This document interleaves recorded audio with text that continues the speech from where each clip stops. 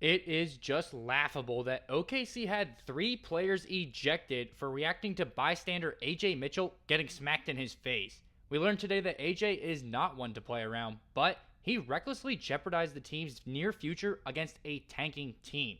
Meanwhile, Anthony Gill instigates and gets nothing except the belt from SGA, Hartenstein, and the rest of the Thunder troops remaining in the game. OKC waxes the Wizards for their 56th win of the season and their 11th in a row. The team is on fire, but this scuffle gets 3 of our guys ejected and potentially maybe suspended in the future. We'll see how the league decides to handle it, but it is out of our hands as of now. OKC has a big game that we're going to cover today, but first, we need to take a look at this fight. Starts off on the baseline after a made basket. Jay Will getting a little bit handsy over here with Anthony Gill, who starts shoving around, and he just hits AJ Mitchell in the face right there. Now, Bilal Coulibaly on the Wizards was attempting to de-escalate. It appeared at that situation, but it just completely boiled over the second that AJ Mitchell gets hit in the face, and he goes absolutely wild. You see multiple people, including SGA, holding him back at this point in time, and it even continues holding him back all the way to the bench. He was completely furious after the scuffle,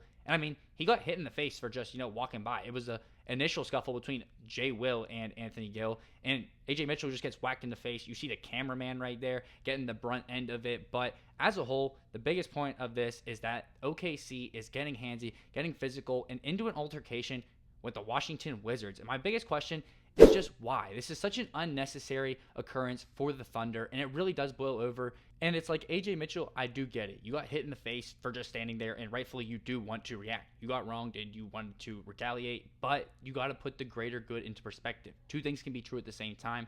There was a reason for this, but it was still the wrong action. OKC can't stoop to the Washington Wizards level, a team that is intentionally losing basketball games. We have a bigger goal in mind, and we cannot be losing players for games in the future due to actions like this. So it just is unfortunate that 3 of those guys were tossed out of the game.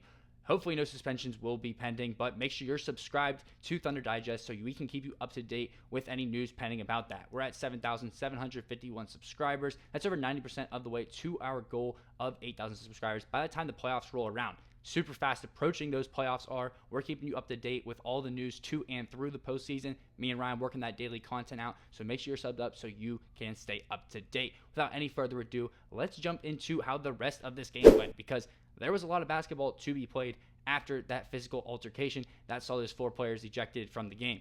And OKC, well, they dominated the rest of that game. The first quarter, and even up until that point of that fight, was a pretty close contest. OKC went into halftime only with a 5-point lead against the lowly Washington Wizards, and they had to create some separation. A little bit more in the third quarter with a 2-point gap there, but the fourth quarter, they don't let the Wizards score their first points until the 6 minutes and 12 seconds mark of the quarter. They run away with it and blow it out near the end, and this was a team that held the Brooklyn Nets to the second lowest scoring opening half of an NBA game ever. So this team can really turn up that defensive intensity whenever they feel like it. We saw it early in the game, saw it late in the game, and we really see them grit out a win in a mentally hard game wherever 3 of their players get ejected. So a lot of the guys really staying with it, and it was a total team effort. As you can see right here, the shooting percentages reflect that. You go 54% shooting as a team. That is a very efficient night from the field. And from the 3, they were shooting 37%, and Washington shot 41% from 3 for the night. A big reason why they were able to stay in it early.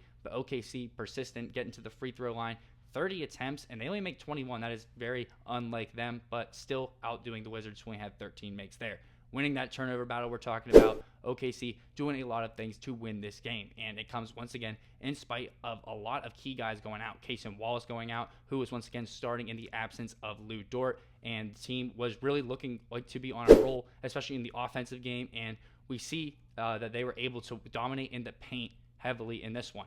Out-block the Washington Wizards 6-3. You see defensively there, they're really taking up space. On the boards, they absolutely cleaned the Wizards this game. This might be the most thoroughly dominant rebounding game the Thunder have played this entire season. They go 38-25 on the defensive boards, but offensively, 17 rebounds to 9 in the offensive rebound department. 17, I'm not 100% sure, but it seems like it's got to be a season high for this team.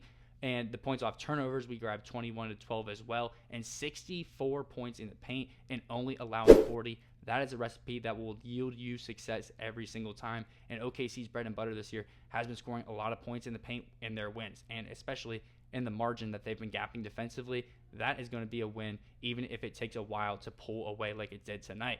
And just super impressive showing from the team as a whole, 130 points. This offense is really starting to click during this later part of the year, and especially those offensive boards that we saw tonight, those can almost exclusively be attributed to one player, a player that we talked about extensively in a video recently, and a guy who is night and day difference in the offensive rebounding game. Big sample sizes on both ends, unfortunately, with 32 games missing Isaiah Hartenstein, giving us 8.1 offensive rebounds per game. However, when the big man is there in those 39 games, we have grabbed 10.7 offensive rebounds per game. That is difference between lowest in the league and a pretty respectable amount of second chance points opportunities generated by those offensive rebounds. We see these second chance points pouring in more when Isaiah Hartenstein's on the floor, him grabbing those boards, but also letting more people free up because he requires more attention from the defense in the box out game. But a difference in this game was that he, scored. We dropped a video about how he had 3 straight donuts and hadn't scored a basket in an NBA game since March 1st. Well, tonight, he plays the most minutes he's played in an NBA game since March 1st, 25 minutes. And this is why you have to learn to make your free throws, kid, because if he would have made just one more free throw, shooting 50% from the line, he would have had a triple-double tonight. But nonetheless, he finishes with 9 points on 4 of 7 shooting, grabs 20, count them up, 20 boards, 7 of those on the offensive glass, dishes out 10 assists. This dude has been showing the playmaking like crazy this month. He's been going high assist numbers, showing those bounce passes between the legs on those dribble handoff reads that he has. He seals his defender off so well with the body, and he really opens up a lot for us in the offensive game. Definitely a huge part in us scoring that 132 tonight. Had a plus 11 rating, also had 2 steals for us. This guy had a great night, and like I said, I'm just sad for him that he didn't hit one more free throw to get that triple-double for himself, but I'm just glad to see, him put the ball in the basket for the first time in a couple weeks and, have a huge game on the glass. Super big night for Isaiah Hartenstein and absolutely huge in this win. But continue to take a look. His twin big man, Chet Holmgren also had a double-double, holding it down in his 27 minutes on the floor. Efficient 6 for 9 shooting, getting to the line 6 times and making all of those, and 10 rebounds for Chet as well. Pair of blocks, team high plus 24 rating, 3 offensive rebounds for Chet. This guy was also, working both ends of the floor and part of those huge dominant paint efforts that we saw in the team stats we took a look at earlier. Chet Holmgren has had now about 7 straight really consistent, solid games, and he's been shooting really efficiently over this last couple stretch of games as well. So, Mr. Holmgren, props to you, rounding into form right at this perfect time for us. And we see another guy who stepped it up. Well, that would be your back-to-back soon-to-be MVP and the reigning MVP, Shai Gilgeous-Alexander, going for another 40 ball in just 32 minutes on the floor. He's getting it done efficiently, shooting 17 of 27. Only 2 3-point attempts for him. It's just crazy. No one does it like him in the modern day, especially as a guard. 1 of 2 from behind the line. He actually shot 5 of 8 from the stripe. Very uncharacteristic for him, but he also dishes out 7 assists. This is becoming more of his standard in the playmaking department, which is, super encouraging to see him still making leaps as a player in certain categories and aspects. Has a steal, a plus 11 rating, and, it's just a great game from Shai. We're used to seeing this, the efficient scoring provided with the new playmaking, the plus defender. This guy's going out there to get it done every single night, and he really turned it up in the third quarter after those ejections, and was a big part in OKC responding by blowing the Wizards off the court in the later stages of the game. So super big game from Mr. Shai Gilgeous-Alexander, who should be your back-to-back MVP. And we're taking a look at another aspect. OKC has won 11 games in a row. The last 2 games have been their 2 biggest margins over that stretch. You see some really good caliber teams on this list as well. They just got past their toughest stretch of the season, playing multiple playoff teams in both the East and Western Conference. OKC is really rounding into form, grabbing their 11th straight win, 56 on the season. The team is cooking, and you saw it right there. Their next game is against the Philadelphia 76ers. You know whose revenge game that's going to be. Mr. Jared McCain, this guy, for the 5th time this month, has hit 3 or more three-pointers, so he's really nice and warmed up for this, homecoming game against the 76ers, and this guy has been, instrumental off of the bench, had 18 points again for us tonight. playing those heavy minutes with the guys, being ejected that we saw earlier in the video.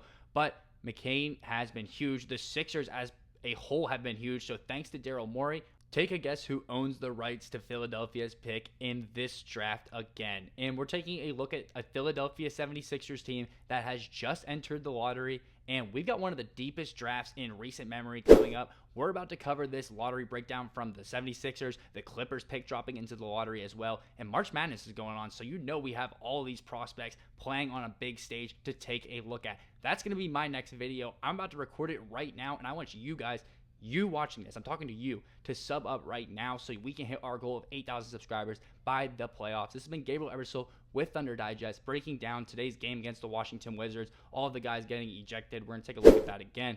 Hopefully none of these guys end up being suspended for the Oklahoma City Thunder in the future. But how are you going to know if you don't subscribe to Thunder Digest, where we're going to keep you up to date with all the daily content to and through the postseason? I'm going to catch you guys in that next video I'm about to film. Make sure you see me there. Peace out.